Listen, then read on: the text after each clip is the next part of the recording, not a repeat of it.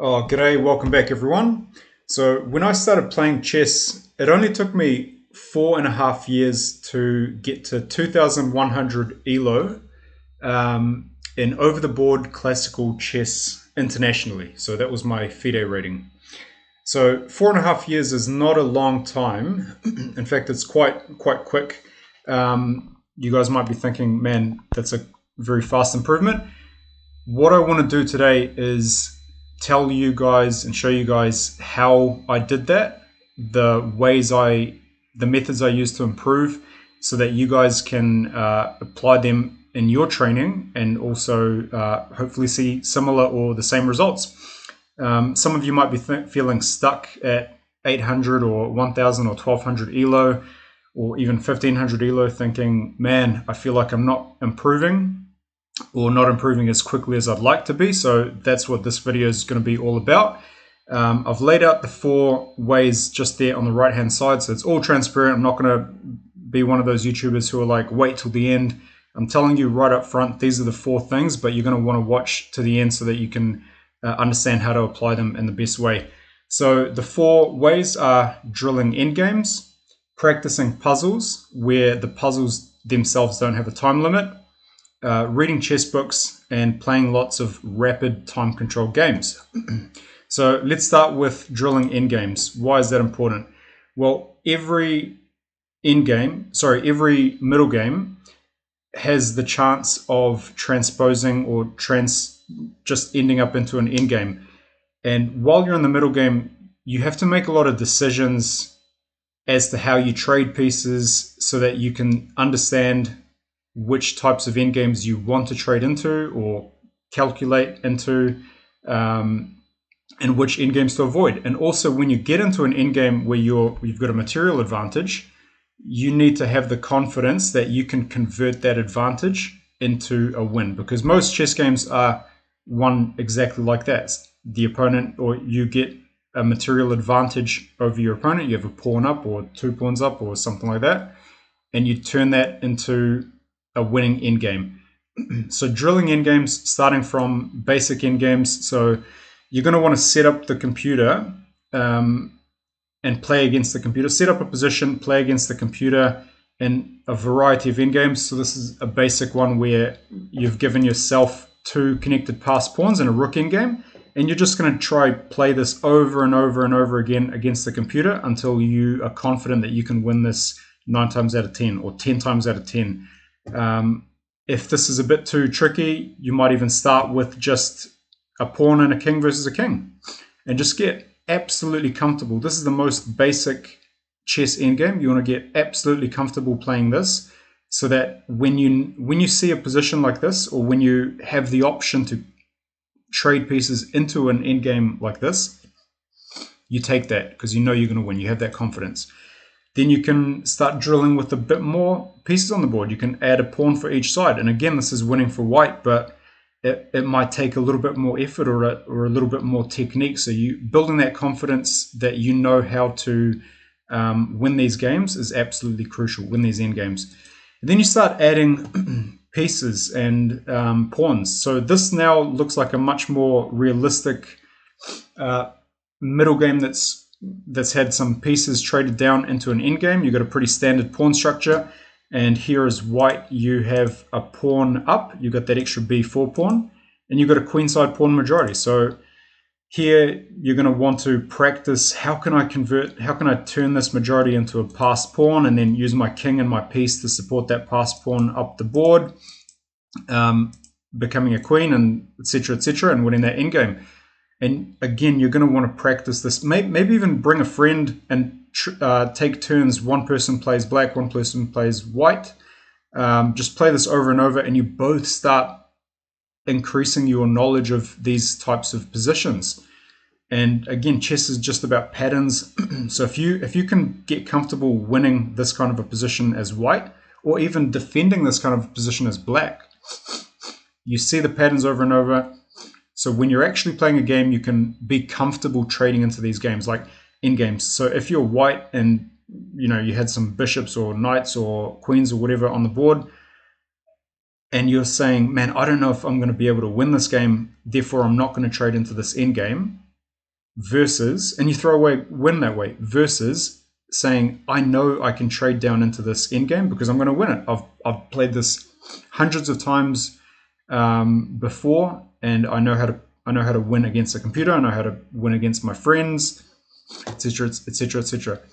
Likewise, you can substitute instead of rooks, maybe a similar pawn structure, put bishops on. And this is again very thematic. You've got a queenside pawn majority, one pawn extra. How do you convert that into a win? And again, it's the same method. Get your king up the board, etc., etc. Watch the king side, push these queenside pawns up and create a pass pawn and queen that pawn. Again, it's just the same themes, but you're practicing over and over and over.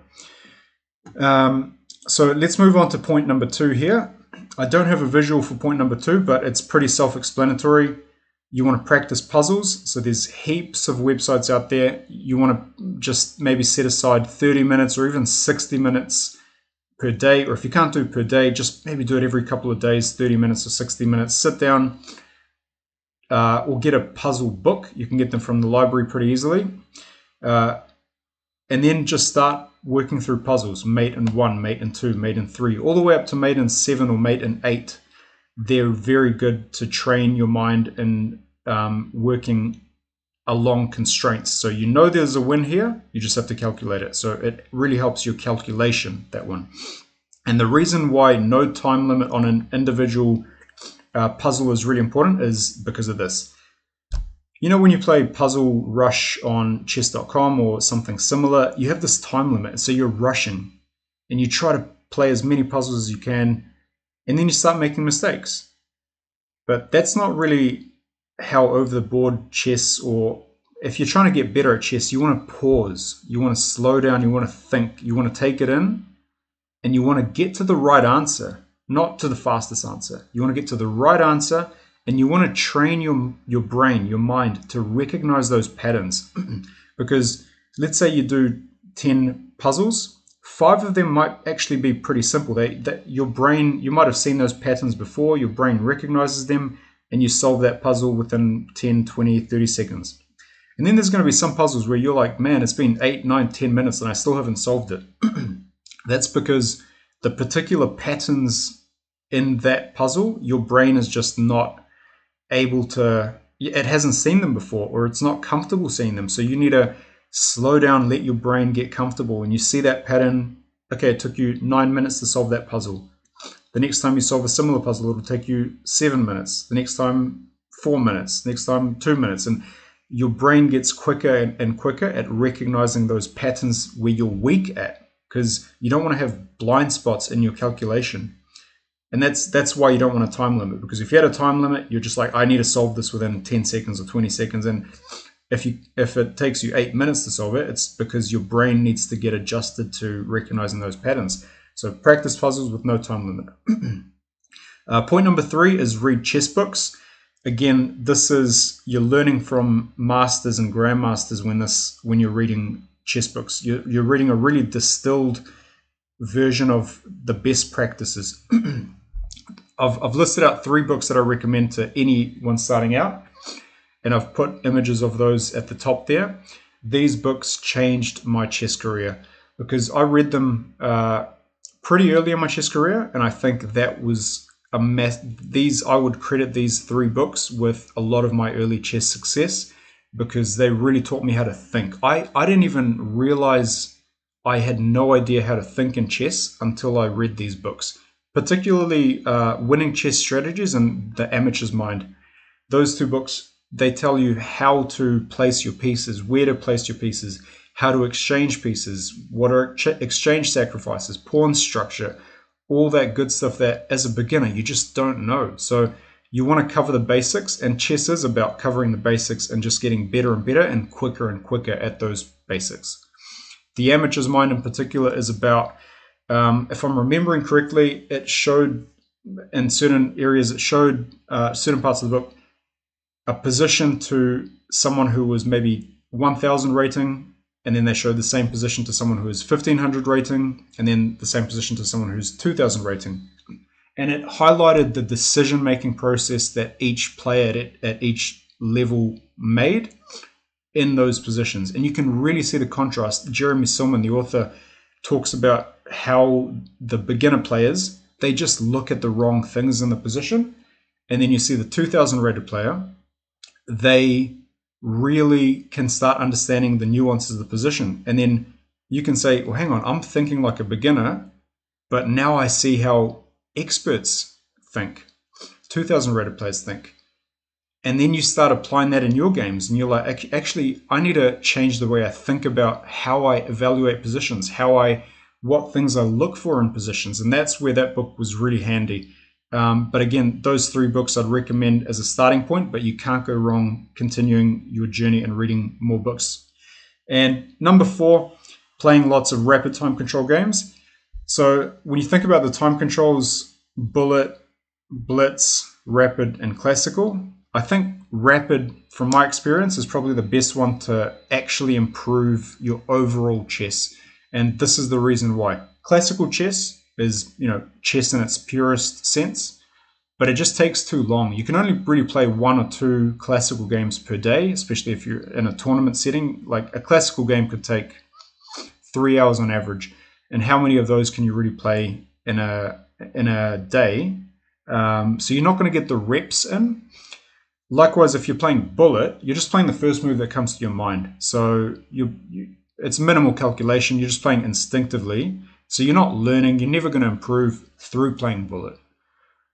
Blitz, on the other hand, you're thinking maybe 10 seconds per move. But again, it's not enough to really get into the nuances of a position.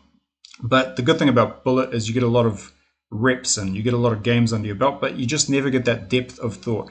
And that's why rapid is the best time control for improving chess, because you get that opportunity to have enough time to really think in critical positions and really calculate in depth, calculate the right move to make, calculate the strategic nuances of position, less about instinct, more about actually understanding the position in front of you and thinking. But you can a rapid game takes about an hour or so on average from start to finish. So you can play a 6-game rapid tournament on a Saturday or a Sunday pretty comfortably.